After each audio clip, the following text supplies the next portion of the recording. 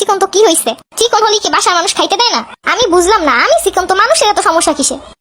এক একজন আইব আর কইবো খাওয়া দাওয়া করিস না নাকি? এরকম রোগা শরীর কেমন দেখা যায়? এমন করে শুকনা থাকলে কে বিয়ে করবে?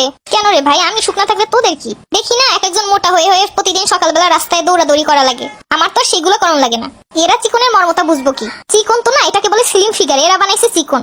স্লিম ফিগারের মর্মতা এরা কি বুঝবো? মা, ও মা, এক গামলা ভাত নিয়ে আও তো। এই টাইমে তুই এক গামলা ভাত দিয়ে কি করবি? আমি খামো। আইসে এক প্লেট ভাত খায় না, আইসে এক গামলা ভাত খাইতে। আরে হ, আমি আজকে এক গামলা ভাত খামো।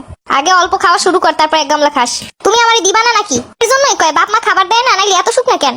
দাঁড়া, তোর জন্য এক গামলা না 2 গামলা নিয়ে আইতেছি। তুই যদি আজকে খাইতে না পারিস তোর খবর আছে। আজকে আমি এক গামলা খাইয়েই মোটো হয়ে যাবো। চিকনের একদিন কি আমার 100 বছর। আন্ডা যাওয়া ভালো হয়ে গেছে চিকন চিকন চিকন শুনতে। আমার একমাত্র টার্গেট হয়েছে এখন মোটা হওয়া। এই না তোর এক গামলা খাবার, এইখান থেকে যদি এক চিমটি কিছু থাকে তাইলে তোর খবর আছে। ও মা গো, এত খাওয়ান আমি কেমনে খামু? না, আমার মোটা হওয়াই লাগবে।